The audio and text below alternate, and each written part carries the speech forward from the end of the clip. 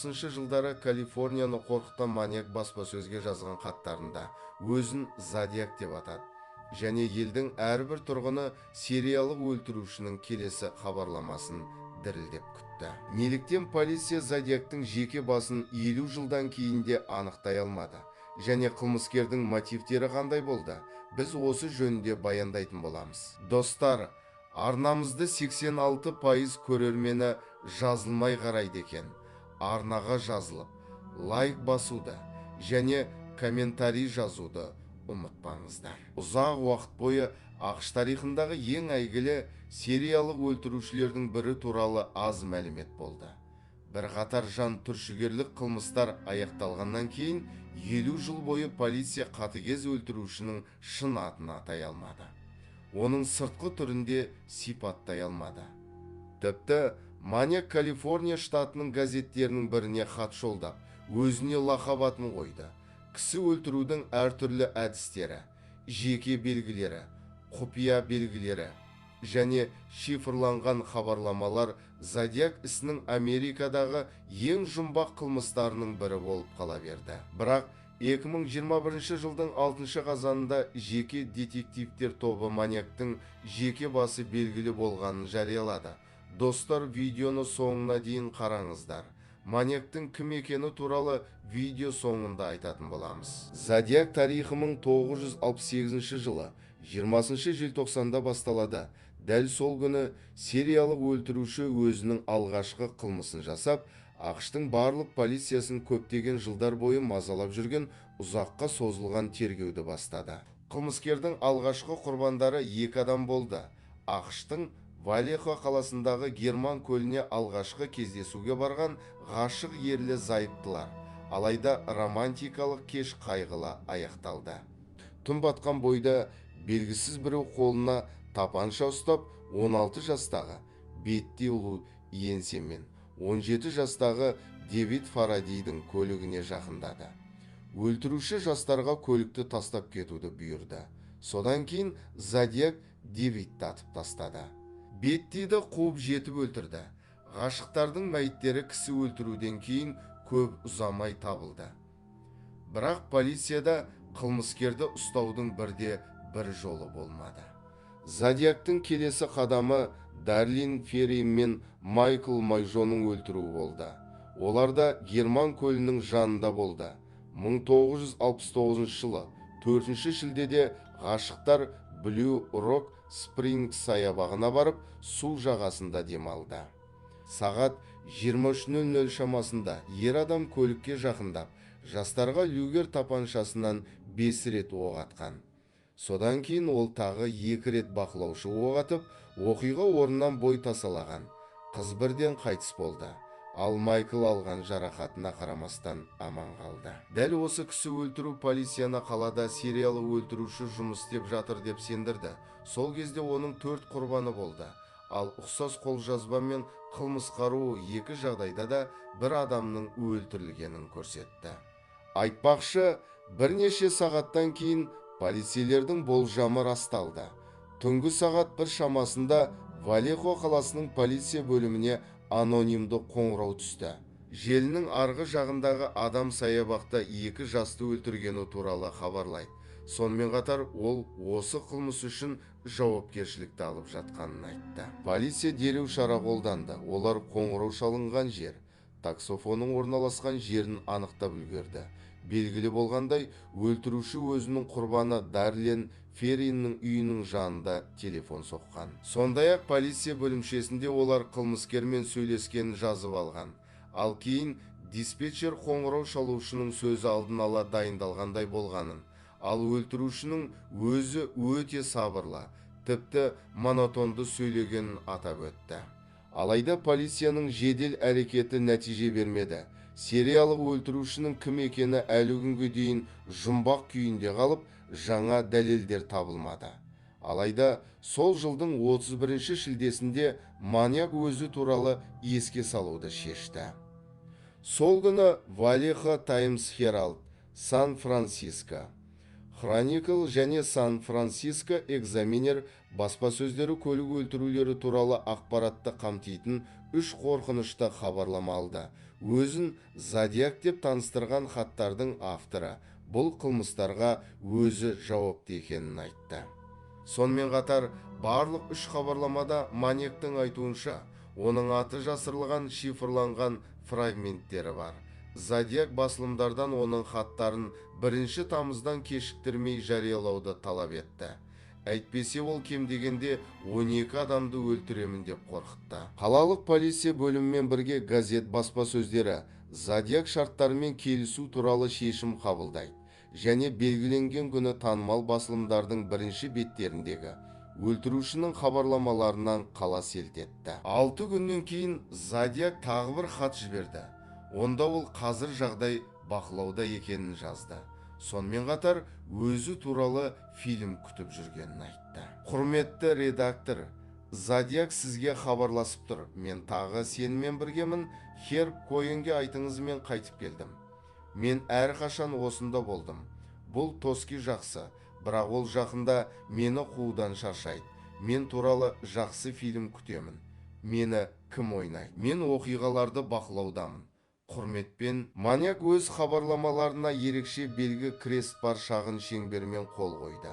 Бұл қолтаңбаның мәні де әлі белгісіз, бірақ кейбір сарапшылар бұл өлтірушіні шабыттандырған әйгілі американдық зодиак компаниясының логотипі деп есептейді. Айтпақшы, полиция зодиак алғашқы 3 әріппен жіберген 3 криптограмманың ешқайсысын шеше алмады.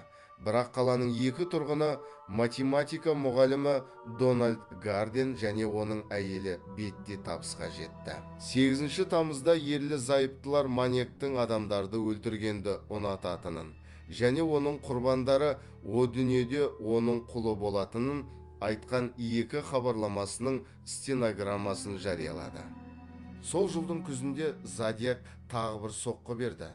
Наптағы Берейсі көлінің жанында ол Брайан Хартнелл мен Сесилия Энн Шепардқа шабуыл жасады. Тапанша мен пышақпен қаруланған өлтіруші ерлі зайыптыларға өзінің қашып кеткен қылмыскер екенін және олардың көлігін ұрламақ болғанын хабарлаған. Дегенмен зодиак Брайан мен Сесилияны байлап тастағаннан кейін ол олармен салқын қандылықпен әрекет етті. Осыдан кейін маньяк құрбандарының көлігіне крестпен сызылған шеңберді сызып жоғалып кетті. Брайан Хартнелл аман қалды. Бірақ оның сүйіктісі ауруханаға бара жатқан жолда қайтыс болды. Полицейлер аман қалған адамды жауапқа алып, оның сөзінен қылмыскердің шамамен фотороботын жасады. Қылмыстан бірнеше сағат өткен соң зодиак полиция бөліміне телефон соғып, не істегенін айтты. Полиция қоңырау шалынған таксофонды таба алды, бірақ бұл тергеуге ешқандай көмектеспеді. Тергеуге жауапты полиция бөлімінің қызметкері Кен Нарлоу сериялық өлтірушінің психологиялық портретін жасап, оның негізгі сипаттамаларын, оның ішінде су айдындарына тартымдылығын сипаттады.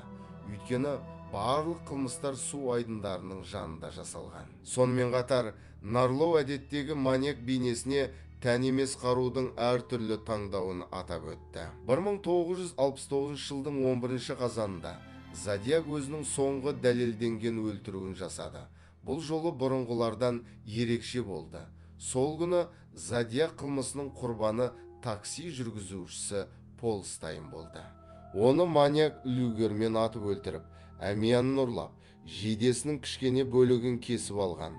Кісі өлтіру оқиғасына бір топ жас өспірім куә болып, полицияға таксиден түсіп келе жатқан қара нәсілді көргендерін айтқан.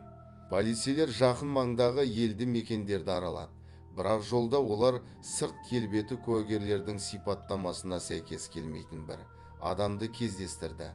Бірнеше сағаттан кейін зодиак полиция бөлімшесіне қоңырау шалды. Ол офицерлерді мазақ етуді шешті. Ол такси жүргізушісін өлтіргеннен кейін бірден 2 полицейдің жанына келіп, қылмысқа қатысты сұрақтар қойғанын, бірақ одан күдіктену ойларына да келмегенін айтты. Куәгерлердің сөзінен белгілі болғандай, ол такси жүргізушісі көлігінен шыққан кезде бетперде киген, сондықтан қараңғыда жас өспірімдер оны афроамерикалық деп қателескен. Бұл қорқынышты әрекетсіздік бүкіл қалалық полицияны есеңгіретіп тастады. Зодиактың үнсіздігі ұзаққа бармады. Бірнеше күннен кейін ол газет баспасөзіне Пол Стейннің қанды жидесінің бір бөлігімен хат жолдады. Сонымен қатар қылмыстың тек полицияға белгілі болған бірнеше мәліметтерін ашты. Осыдан кейін өлтіруші 1969-1974 жылдар аралығында тағы 20-ға жуық хат жіберді. Оның ішінде шифры анықталмайтын криптограммасы бар ашық хат. Зиак такси жүргізушісінің өлтірілуі туралы 7 беттік көлемді мәтін. Сондай-ақ 36 кісі өлтіру фактісін мойындаумен хабарлама жіберді. Кейбір әуесқой детективтер Зодиак бір қылмыскер емес, белгілі бір сектаға жататын қанішерлердің тұтас тобы деп болжайды. Біраз уақыттан кейін зерттеушілердің бірі Зодиак Чарльз Менсон негізін қалаған отбасы сектасының мүшесі деген нұсқаны алға тартты. Өкінішке орай, ұсынылған барлық нұсқалар сәйкес келмеді, және көп жылдардан кейін қатыгез өлтіруші ешқашан ұсталмады. Табылған барлық дәлелдер мен тірі куәгерлер полицияның атышулы істі тергеуде алға жылжуына көмектеспеді. Бәлкім бұл сол кездегі заманауи технологияның жоқтығынан, мүмкін қылмыскердің өзінің қылмыстық талантына байланысты шығар. 1974 жылдан кейін Зодиактан хаттар келу тоқталды, бірақ тергеу ұзақ жылдар бойы жалғасты. Ал ақштың кейбір аудандарында іс әлі жабылған жоқ. Күдіктілердің қатарында зорлаушы Артур Ли Аллен, Джордж Рассел Такер, Луи Джозеф Майерс, Джек Теренс және Джордж Ходель болды, яғни детектив Стив Ходельдің әкесі. Ол өзінің әкесін маңызды қылмыс жасады. Қара Далияны өлтірді деп күдіктенеді, және кейінірек Ходель мырза Зодиак болуы мүмкін екенін айтты. Қара Далия туралы қараңыз, арнамызда видеосы бар. Сенсациялық оқиға көпшіліктің назарын аударды. Сондықтан сериялық өлтірушінің жұмбақ тарихы туралы көптеген шығармалар жазылғаны және бірнеше ауқымды фильмдер жазылғаны таңқаларлық емес. Күні кешеге дейін Америка тарихында ең атышулы істердің бірі ашылмаған деп саналды.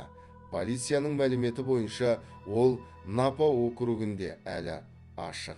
Бірақ 2021 жылдың 6 қазанында журналистер, сот, медициналық сарапшылар және бұрынғы детективтер тобы маньяктың есімі ақыры анықталғанын хабарлады.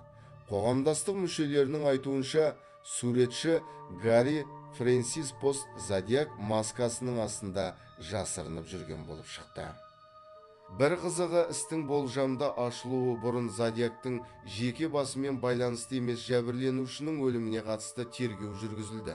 Біз 1966 жылы Риверсайдта өлтірілген Шерри Джо Бейтс туралы айтып отырмыз. Оны өлтіргендер ешқашан табылмады, бірақ қылмыс орнында қалдырылған дәлелдер қыздың ақштағы ең іздеуде жүрген қылмыскерлердің бірінің қолынан қайтыс болғанына сенді. Өйткені жәбірленушінің денесінің жанынан бояу жағылған сағат, сондай-ақ бұрын Зодиактың басқа құрбандарының қасынан табылған аяқ киім ізі табылған.